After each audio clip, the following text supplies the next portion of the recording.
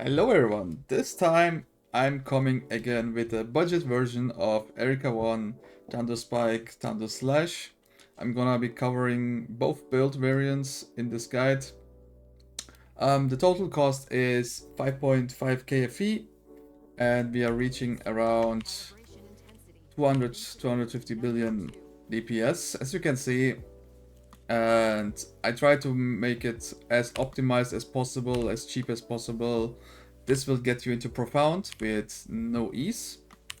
But on the survival side, it's not that good. So, I mean, it's really cheap, so we can live with it, right? So let's get into the build.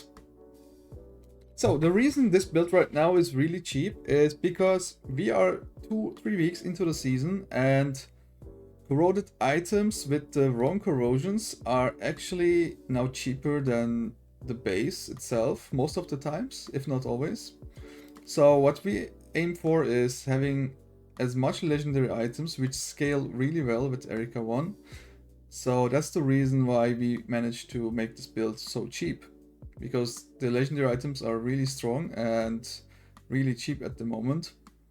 For example, Mourner's Shadow, this is the stat line you want to corrode normally, but we just bought a double corrode, which was almost the same price as a non-identified one.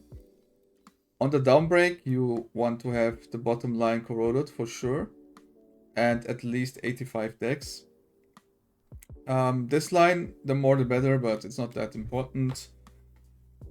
You definitely want to have restored 3% of life on defeat blend on it, which is only 20-30 FE, because we are using Farewell Desire and we are spending life on every defeat, so we need to recover that. Then we have the Farewell Desire. On this item, the only stat lines we care is gear physical damage, multi-strike chance, and multi-strike damage. These three needs to be as high as possible, so you can look for a double corroded one or a max roll with a 1 corrode. Just try to get these three stats as high as possible. Then we are using the Ralph's Journey with 7% additional lightning damage. This one's important. Don't get a 6% one. There's quite a big difference. The bottom line is corroded, but this is not really mandatory. It was just cheaper than the 7 uncorroded, so that's why I bought this one. But the price has changed, so maybe the non-corroded 7% is cheaper for you. Just go with that one. This is not that important. Then we have the Thunder Manipulator, which is a really good legendary item for a good price. It increases our lightning damage by 73 additional. That's pretty huge. Gives you a lot of lightning res, and we inflict one more stack of numb. Plus we are marking the enemies. So this one you just buy. Try to not get the corroded version of this stat line, because this one turns into max lightning res and you don't want that. So maybe they are cheaper, but I would not go for it. Then we have the Royal Cycle corroded, so it has double lightning damage per dex stats on it. This item is a nice alternative to Ralph's Burial. Ralph's Burial is still better than this, but this is really cheap. This was like 400 or 300 FE, whereas Ralph's Burial costs at least 5k. So this is a nice item in between of the transitioning. You can also use Martyr's Staff with this line corroded, which was around 60 FE. To replace it, you will be a lot more tanky. I mean, if your damage is enough and you can change this out without affecting your clear speed, I would definitely use Martyr's Staff instead, just to die less and be more efficient with your time. Then we have the normal items. Normal T1 crafted helmet, a normal T1 crafted ring, and another ring.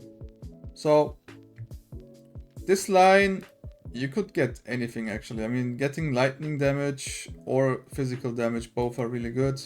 Just take the first one you get. And on this one, I don't even have it because we didn't need the resistance. So I rather had the crit damage.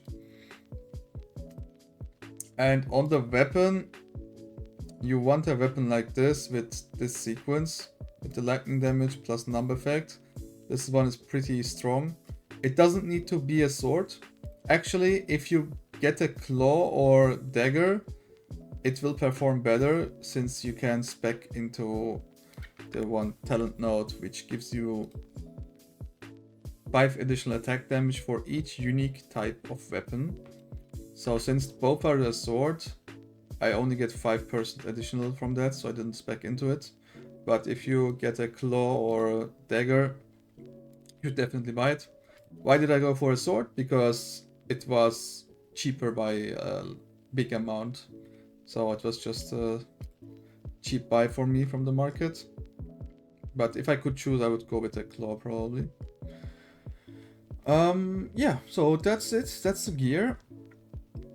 On the talent tree, as you can see, we are playing with Impermanence and Rushed. If you have enough damage, you can and should always change to Flicker. This increases your movement speed with Spiral Strike by a lot. You will be much faster, thus generating more FE, because you are clearing the maps faster. But if you struggle, if you just swapped to Profound, let's say, and your damage is not really there where you one-shot anyway, you should play Rushed. And if you're bossing or killing a Traveler or any Plane Watcher, you should always swap this back to Rushed to get the most single target damage possible. Also on the dummy tests, I always do it with the Rushed, not with Flicker. Yeah, talent wise, this is just standard. You put into these points, and then we have Blade Runner. With my tests, with my weapons and stuff, I tested it against Quick Advancement, and since we have Farewell Desire, the value of multi-strike increasing damage gets lower because we get a lot from the weapon. So in that case, you're putting the Farewell Desire on your offhand, and you pick Joint Force instead. This gives you a lot more damage in my testings, at least. Like I said, if you have a claw or dagger and the Farewell Desire, you should also spec into these points. And we could remove probably some of these lightning resistance penetrations for these points. Yeah, this is normal, just onto dual wielding and multi-strike decks. So on the Ronin tree, Falling Leaves should give you more damage, but trade-off is faster again with Spiral Strike, and the difference is not that big. So I would always play with trade-off since your Spiral Strike is really, really, really fast. That means again, you will farm more FE. On the talent tree, you want to spec into +1 Shadow Quant, and if you're playing Tando Slash, you want to swap into Steep Strike Chance. On the Assassin node, we are playing Conductive, and yeah, I mean, all these two, they're pretty okay, but as long as you get 10 stacks, Conductive is always the best choice. Then we are playing here into Numb Effect and Lightning Penetration. You could also swap these for 10 of physical damage as lightning damage, which is still pretty okay. For the skills, we are using Electric Punishment since we are getting 10 stacks of Numb. This is 40 additional damage with no downsides. Hound as always because of the +2 Shadow Quant. Then on the first slot, this one is really important. We have this magnificent support skill Numb, which gives you the option to inflict more Numb stacks. So this doesn't give you any damage additional, but The problem is on the dummy, you cannot get 10 num stacks normally, but because of that support, you're getting 10. So how num works is you need to deal damage to the enemy, and for every 10% you're removing, you inflict 1 more stack of num. So on enemies which take longer than 5 to 6 seconds, you are not getting 10 stacks. That means you need this support.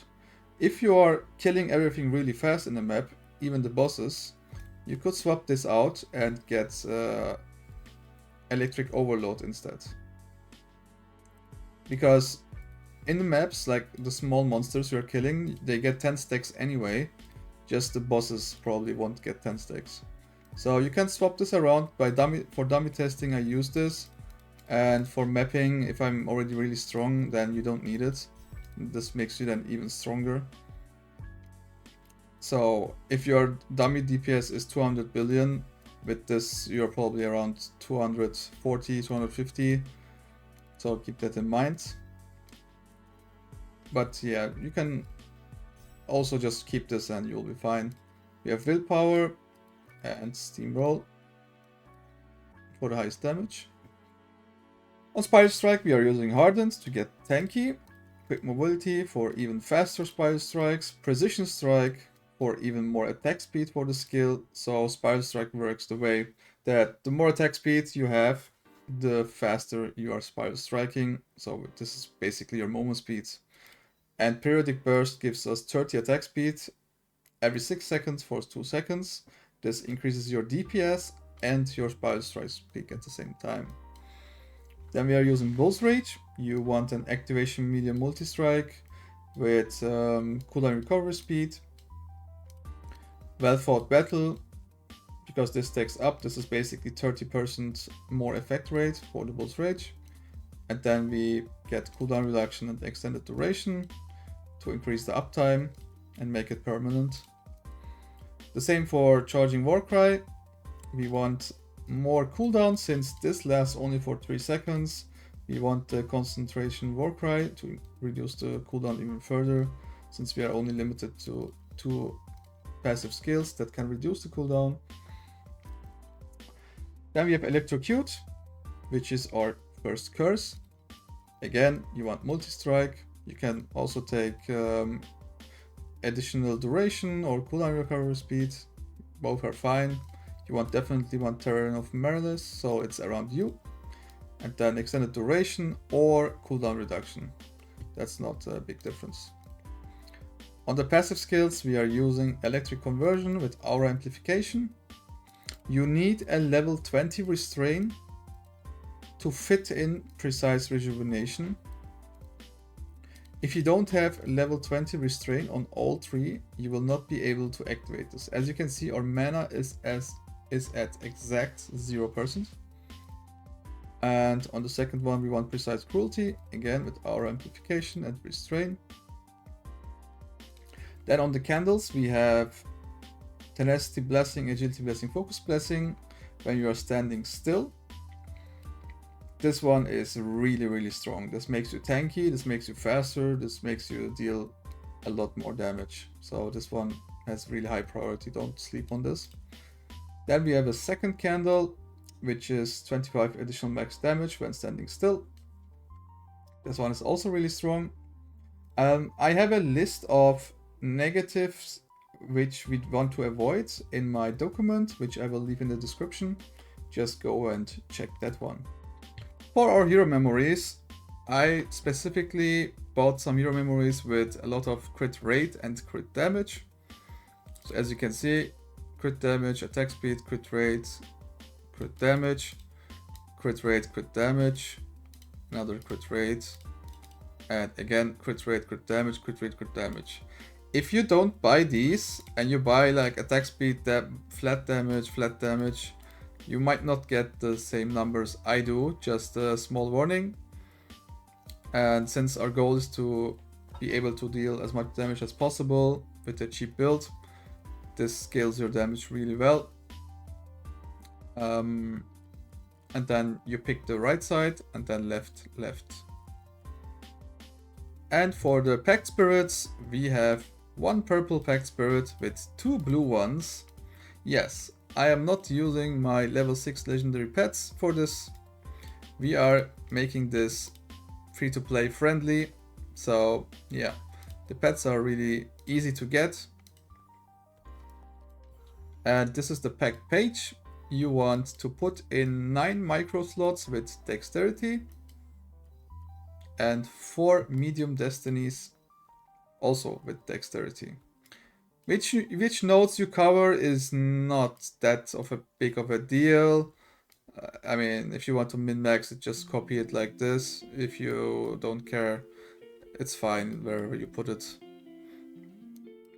On the slates, we have first the Pedigree. I've been using automatic upgrade with 12% dex. These are really easy to find. You can check the market for like, if you type in dex, and then I have an additional condition group, which you can also find in the document I shared. So let's see, if we put this in and we search, you will find pedigrees for 150 FE, 400 FE. As you can see, you can even filter this. So they're pretty cheap to find. Yeah, so there's only 2 left, but maybe it's different when you check. But anything with a plus 12 dex is just good enough. On the slates, I also have a list in my document which you can follow. You want at least 1 evasion, I mean not at least, but in total 1 evasion, 1 attack speed, and 1 numb effect. Since you can only get these 1 time, don't get more than 1, because then they are useless. So these are, the rest is just 2 damage nodes on the top side, and on the bottom I just upgraded them to legendary, and I took whatever came first, so I didn't reroll, but you can reroll it and try to get something good to increase your damage even more. So you could use a unifying wedge to reset, or just buy a new slate if the slate itself is cheaper than restoring with the unifying wedge, and just try your luck again, update these to legendary. And we have 1 God of War Divinity for the 1 Shadow Quant, which is also really important. And if you're playing Thunder Slash, you want the Steep Strike chance instead. I have also like a small guide in my document, so you can just look into it or watch my other video about slates. Now I'm going to demonstrate you 1 map clear, how this build plays. So we're going into Profound. It's a bit squishy, but it does really well.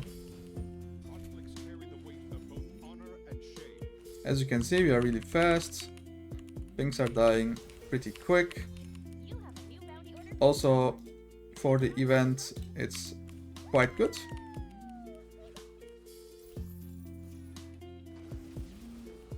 As you can see, things are dying pretty quick. But as I said, the survival is not that good. Especially if you're playing with the roll cycle. But as I said, you can also always swap it to Martyr stuff and you will still deal probably enough damage. Depends on what kind of compasses you're using. This basically gives us 2k HP. As you can see, we have 4.4k right now.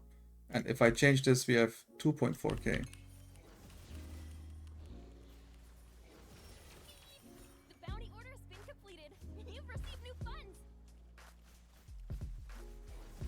So things are pretty quick. I mean, it's just really strong. For 5.5k FE to get into Profound, like even the bosses are melting, and it's done.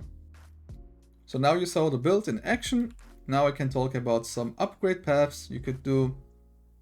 Our rings don't have any Dream enchant, as you can see. So you could buy some Dream Talkings and try to get like Dex, or you get some additional lightning damage from physical, or even timid if you're lucky. That would increase your damage by a huge amount. Besides that, you could go for Ralph's Burial on the chest for even more damage, or even change out your Farewell Desire with a shield, with a priceless one. For that, I have some build codes ready for you. You can always check the document, which is in the description, and you can basically look at this and try to copy it as an upgrade path.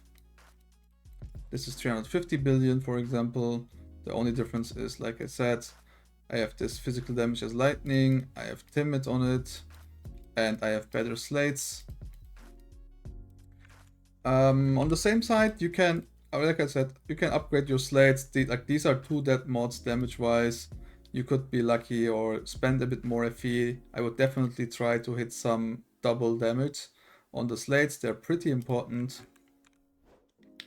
And besides that, you could slowly work towards a priceless weapon, and then a priceless helmet, and then slowly get rid of the neck plus belt. But be prepared that when you swap these 2, you're probably going to lose some damage at the beginning until you start T1 everything, and then even T0. So the good thing about this build is you can also swap to Thunder Slash instead. So what do you need to play this build as Thunder Slash instead of Thunder Spike, and what are the benefits? So Thunder Slash does more damage, but the AoE is smaller. The kill speed I don't really like that much with small AoE sizes at the beginning. So in the early game I still prefer playing Thunder Spike, but if you want to play Thunder Slash, it does more damage with the same items, around 30 to 40% even. But the clearing is not something I really like. But how do we swap to it? So you can swap to Thunder Slash by changing the skill. Then you are changing Hound with Raging Slash.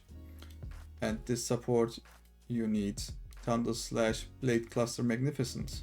So by installing this, your Thunder Slash now attacks 3 times. So instead of 1 line, you have 3 attacks, which makes this AoE for mapping. If you're bossing, you don't need this because it doesn't deal triple the damage to a single target, it only spreads it. So this one is not attacking the same target 3 times, even if it looks like it, you're still only dealing a single damage. So instead of this, you could put in another support to get even more damage. Like this, for example. So, what else? Then you need to change the 5th slot into Thunder Slash Big Stride Noble, which makes you multi-strike and steep strike every time you just dash. So after every 2 dashes, you are guaranteed to steep strike. So that makes this skill really strong. And don't worry about the dummy DPS right now, because we are only getting 2 num stacks, because we don't have the support from the Thunder Spike, which made us able to get 10 stacks. So keep that in mind. In maps you will still deal a lot of damage, and this damage meter right now is not real. In the ideal case, you want to pair this up with a second Thunder Spike and play it with Rhythm, and put the same support in here again like this, and then you put a Rhythm at least like 0.5, 0.6, and put in plus Shadows, and then put in here even Numb Chance. And if you have enough energy, you can also increase it further and put the last point with increased Numb Effect support. So, but this is a bit more expensive, that's why I didn't mention it in the build. Since it requires Rhythm, that's around 1 to 2 KFE, but you can still play it without. Just keep in mind that on enemies which you don't get 10 num stacks, you might struggle. Besides that, you are changing Warcry to Fearless Warcry instead, because Charging Warcry only affects Shadow Strike skills, and Fearless Warcry is affecting slash strike skills, and Thunder Slash is a slash strike skill, as you can see here. What else do we change? You go into your talent tree and remove the Shadow Quant, and instead go for Steep Strike Chance.